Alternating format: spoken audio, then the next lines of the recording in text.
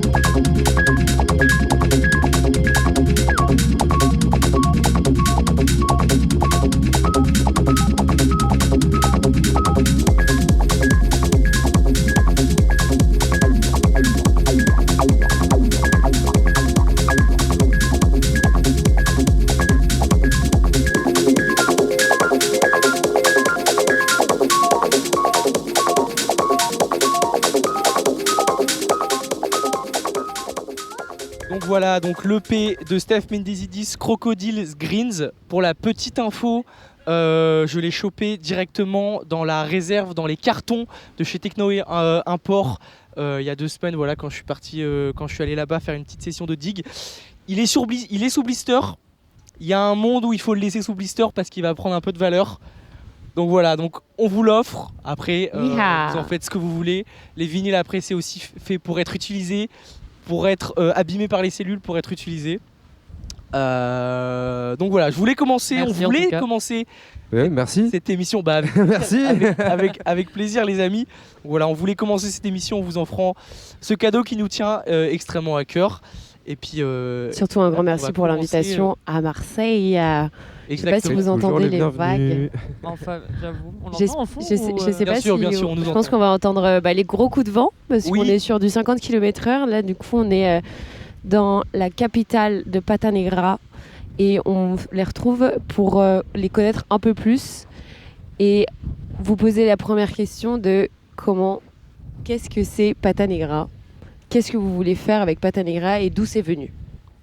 Ok. Qui se lance ? Alors Patanegra, c'est à la base 4 copains d'archi. On s'est rencontrés à l'école d'archi, on est tous architectes. Et puis au début, une vaste blague, juste du délire. Puis ensuite, une petite envie de vouloir créer nos soirées. Donc au début, Des free parties. Free party du coup, vous Des avez free commencé comme ça, incroyable. Des free parties à la plage à Marseille. Ok. Dans les calanques, dans des endroits comme la piscine abandonnée de Lumini. Waouh. Voilà. Donc c'est un petit peu ça le début. Et puis petit à petit se sont greffées d'autres actrices qu'on a rencontrées sur notre route. Et petit à petit, l'histoire s'est créée. Et on en est là, quoi. On est au Sabine avec vous. Du coup, ça écoute un peu de techno quand même à Marseille, parce que nous, depuis qu'on est arrivé, on parle de techno, mais les gens connaissent pas. Apparemment, là, vous connaissez pas Steph Mendesidis, qui est un monstre de ce genre musical. Mais du coup, il y a des teufeurs, il y a des caissons. Ouais. Après, je pense que c'est pas Marseille connaît pas la techno, c'est peut-être nous, on n'a pas forcément cette culture-là dans le collectif. Ou après, je sais qu'on est. Par contre, tu vois, le collectif de base, on était 4, après on était 3. Après, il y a Léo, Noji qui nous a rejoint et Julia Warzi. Et de base, le collectif, c'est 5 aussi DJ et 5 humains qui n'écoutent pas forcément les mêmes choses en fait. Okay. Et il y avait un peu cette envie de jouer ensemble, de pas forcément choisir une DA prononcée sur vas-y, on va faire de la techno, vas-y, on va faire ça. Parce que même nous, en tant qu'artiste, moi je sais que personnellement, j'ai commencé à jouer avec mon collectif. Du coup, j'ai commencé à être à faire des sélections, à savoir aussi, à me poser la question de qu'est-ce que j'avais envie d'être en tant qu'artiste et les sons que j'avais envie de jouer. Et d'avoir ces influences-là des autres à côté, c'était assez cool aussi de se dire, vas-y, je suis pas forcément catégorisé directement dans un genre. Et du coup, voilà, on joue tous ensemble et on a un peu une variété. Et on l'a énormément ressenti hier soir, parce que hier soir, vous avez organisé une soirée au Chapiteau. Et on a tous les résidents Analog Mind ont eu la chance de jouer, et une des choses qu'on a le plus apprécié en fait, c'est l'éclectisme que vous proposez dans la musique, et je pense aussi que c'est pour ça qu'on s'entend aussi bien. C'est que nous aussi on prône avant tout l'éclectisme musical, même si on adore la techno. Il n'y a pas que ça. On a compris. On a compris, Hippo. La techno. Et la house. Voilà, donc Pata Negra, c'est avant tout l'éclectisme, mais par contre c'est la chaleur de Marseille. Ouais. Franchement, ça se sent aussi dans vos sets quand même. Hein. Ça se ressent aussi dans le public. Nous étant venant de Lille, ça fait plaisir de voir le public marseillais aussi chaud, quoi. Je ne saurais pas comment le décrire, mais... Ça a combien de temps, Pata Negra ? Ça a 4 ans. On a fêté nos 4 ans le 4 juillet. Oui, le 4 juillet, là. 4 ans, c'était un peu la date de création de l'association officiellement. Ok. Et après, c'est à partir de là, comme je disais, qu'on a commencé à faire les teufs, un peu se développer. Donc d'abord teuf. Ouais. Et est-ce qu'ensuite vous êtes allé voir autre part, donc des événements plus organisés en termes de lieux, etc. J'ai entendu parler d'un label. Voilà. Ouais. Je vous laisse. On a commencé à organiser des soirées aussi légales, parce que on va dire que dans le milieu urbain, la free, elle est quand même assez limitée. Et on s'est rapidement trouvé à travailler avec des clubs et des bars en premier. On commence tous par là. Bien sûr. Dans des bars. Totalement. Ça fait notre petit fonds de trésorerie, et puis ça nous permettait en fait de faire nos propres prods. Donc petit à petit augmenter nos jauges, inviter aussi des artistes qui nous inspirent, c'est super important, et beaucoup de collaborations avec d'autres collectifs qui ont fait que en fait à Marseille notamment, on a aussi joué pas mal à Paris, mais notamment à Marseille, on s'est entouré de collectifs qui nous ont vachement aidés et qu'on a aussi vachement aidés, et il y a une sorte de cohésion dans les collectifs qui est assez importante. On se connaît tous, tout le monde, on va tous aux soirées des uns des autres. C'est maxi fédérateur en fait. C'est ultra fédérateur, il n'y a aucune compétition.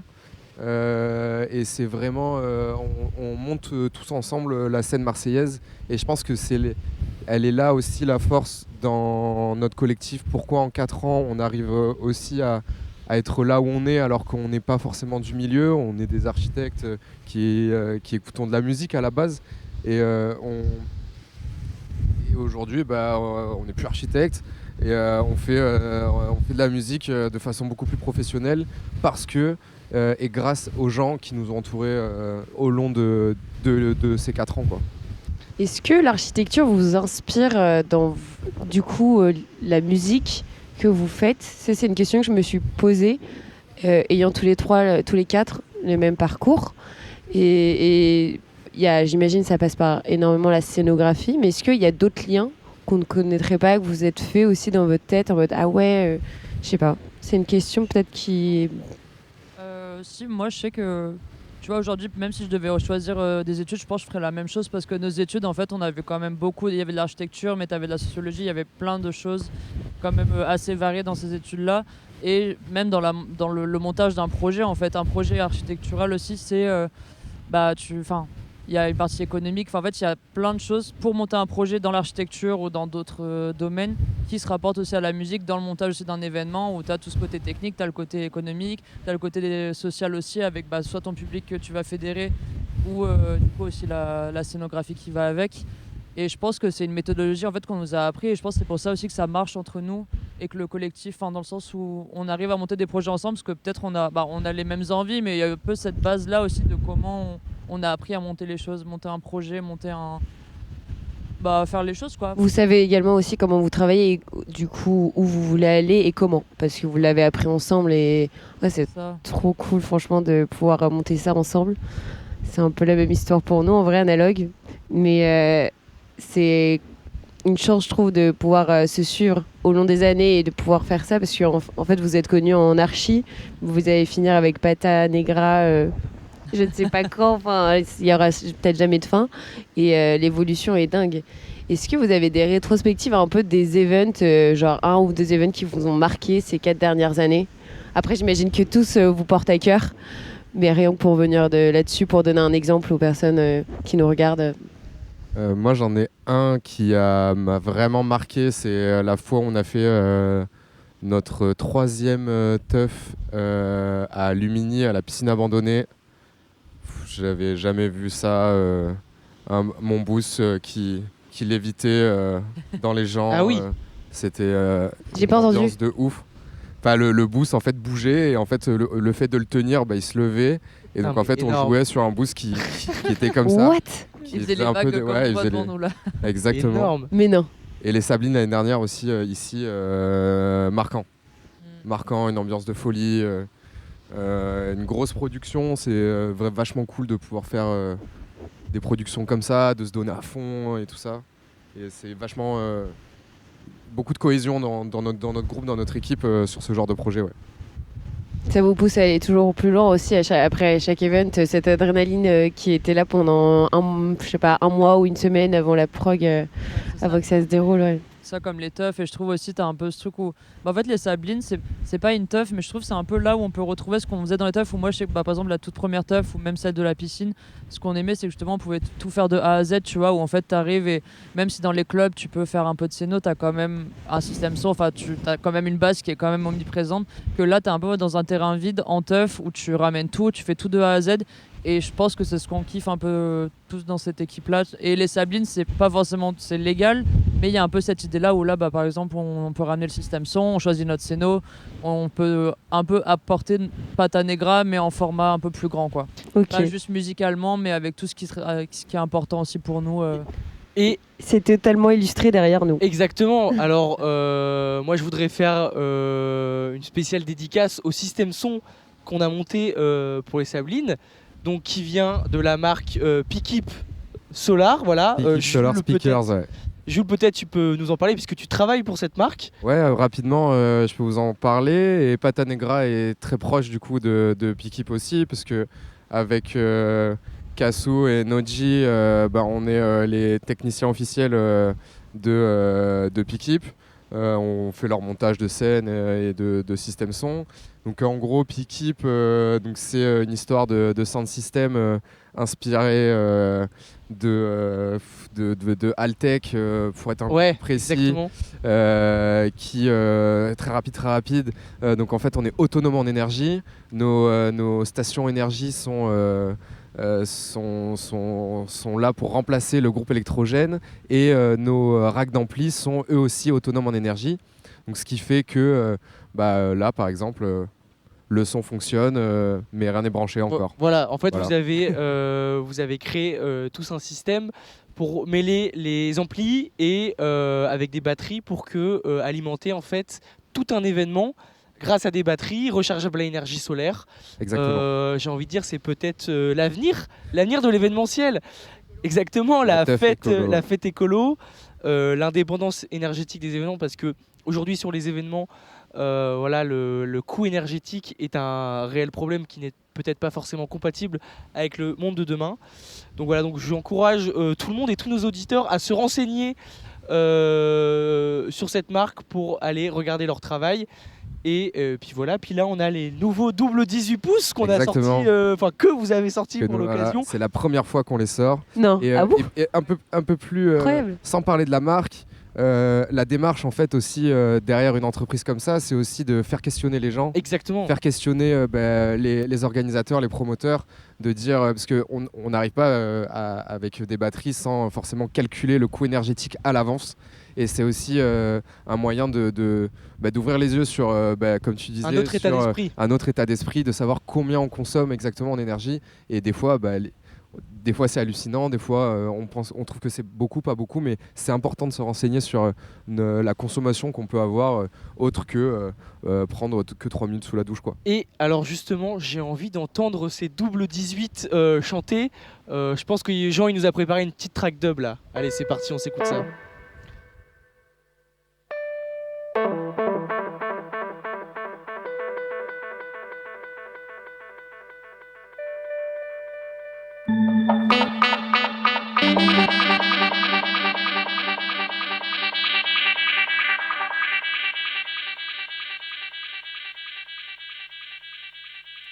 Take out your steamer, pull out your chalice, put it off it full up, boom, high grade, steamer off it bubble, chalice off it blaze, give thanks and praise all day.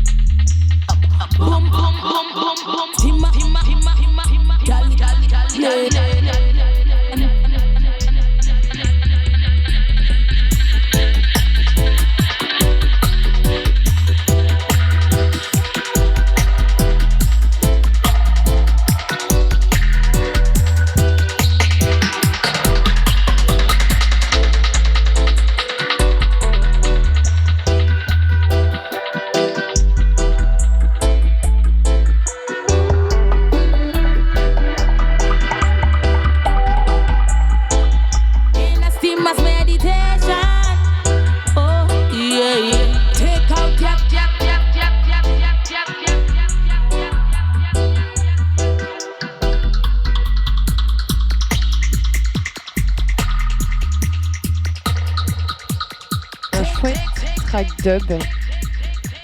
Franchement, ça sonne hyper bien. Ça donne envie de lancer le son. Allez. Vraiment. Bientôt.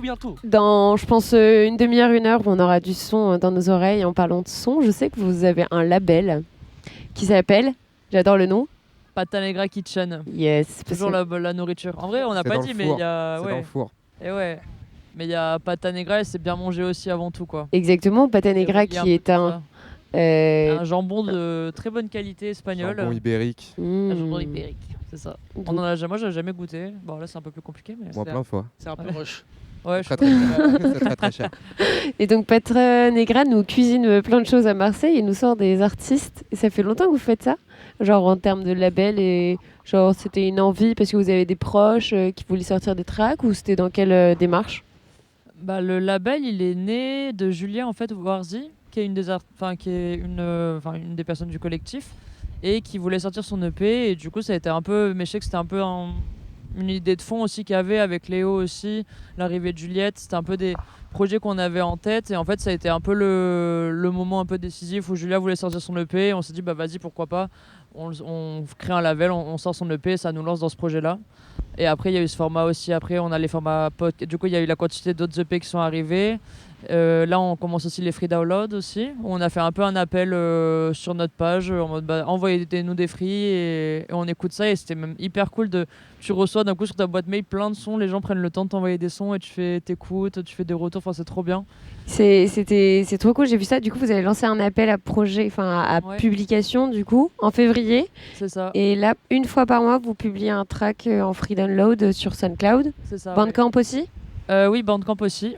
Oui, toujours Bandcamp. Il y a toujours Bandcamp. Et donc tous les artistes vous ont, enfin il y a plein d'artistes du coup qui vous ont démarché. C'est ça. Et vous savez jusqu'à quand vous allez arrêter de publier en free download, ou vous laissez une tradition maintenant qui est telle quelle chaque année?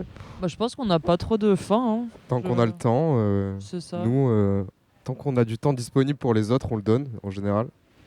Et ça fait partie des choses qu'on a envie de faire, c'est de donner l'opportunité en fait à des gens qui sont pas trop dans le milieu, mais qui sont dans leur chambre, mais qui font quand même du son, qui ont envie d'avoir des retours, mais des fois qui n'en ont pas et qui sont pas forcément entourés, mais et nous, qu'on publie ou qu'on publie pas, il y a toujours un petit retour derrière sur ce qu'on en pense, sur peut-être des conseils aussi, des axes à suivre que nous on pourrait suivre, qui sont peut-être pas forcément les bons, mais par contre avoir ce truc-là de envoyez-nous ce que vous faites, et avoir un réel échange. Et on fait des choses ensemble, un peu comme nous aujourd'hui finalement. On s'est rencontrés. Bien sûr. Vous êtes venus, on a vu. C'est vrai. On a vaincu. Et on a pour l'instant on est bien. C'est vrai. Pour la petite histoire, du coup, je vous ai contacté pour la sortie de mon EP, parce que moi, j'ai toujours écouté la musique du label de Pata Negra. En fait, dès le premier EP sorti, je crois, avec une track, notamment un remix de Vost. Je sais plus. C'est sur l'EP de Julia. Voilà. Ouais. Et avec une track de dingue. Bref, j'ai toujours écouté la musique de Pata Negra, et puis c'est vrai que c'est de là qu'est née cette émission et notre collaboration. Donc super content, et félicitations pour votre travail. Voilà. Ouais. À streamer, fort l'équipe. Pata Negra Kitchen. À chaque fois j'allais dire Love You. Non, oui. Parce que donc on se retrouve ici. Ça, c'est souvent les fins de nos trucs, c'est soit nourriture à la fin, ou soit bass. C'est un peu le rituel bouillabaisse ou.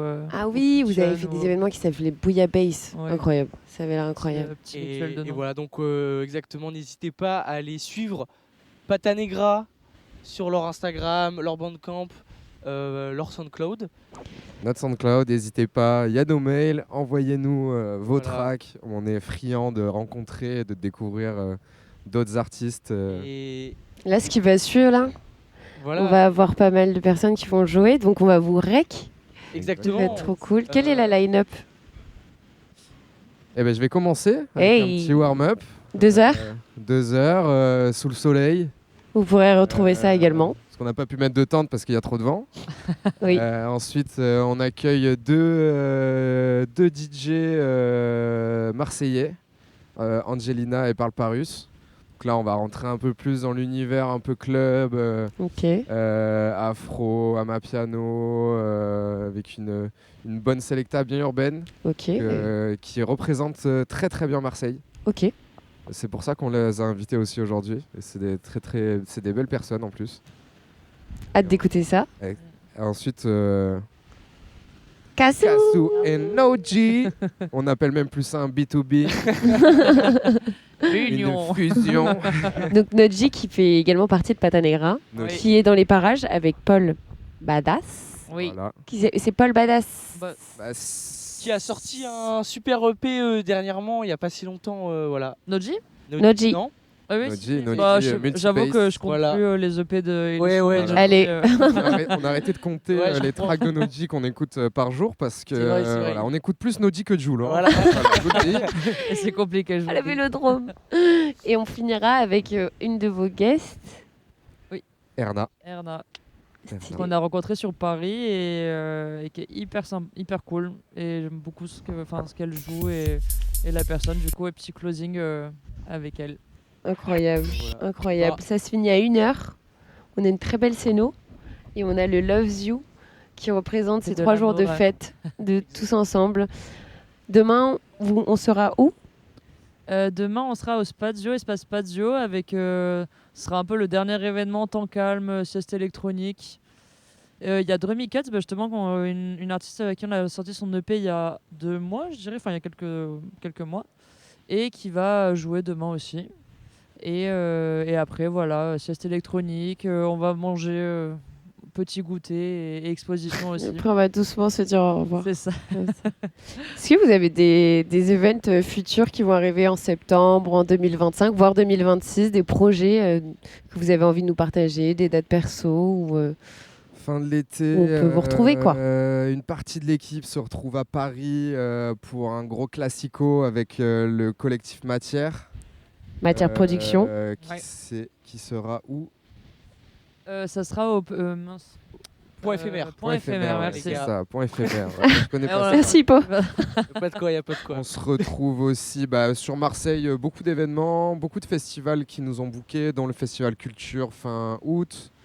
Et on se retrouve à Bruxelles aussi. Le 13-12. Voilà. Et entre-temps... je crois que vous allez peut-être passer par Lille si Bruxelles est pas trop loin. Je crois que j'ai l'impression que c'est pas trop loin. C'est pas trop loin, non. On fera un petit stop. Et à tous les Lillois qui nous écoutent, venez à Marseille. Ah oui. Lille, franchement, c'est la même vibe qu'à Lille. Les gens sont super contents. C'est Lille, mais avec la mer et le soleil. Donc, et la baile et funk. Et la bass music. Voilà. Yeah. Bah écoutez, un grand merci les Pata Negra. Mais merci Analog Mind, merci d'être venu, de nous avoir aidés avec votre qualité de production et votre professionnalisme et votre gentillesse. Et tout le contenu de ce week-end sera retrouvé sur la chaîne YouTube d'Analog Mind, le SoundCloud d'Analog Mind, les comptes aussi Instagram d'Analog Mind, que ce soit sur la radio et la scénographie, parce qu'on a fait plein de belles choses durant ce week-end. Et à très vite. À très vite. Merci les gars. Merci la team. Bisous, ciao. Bisous.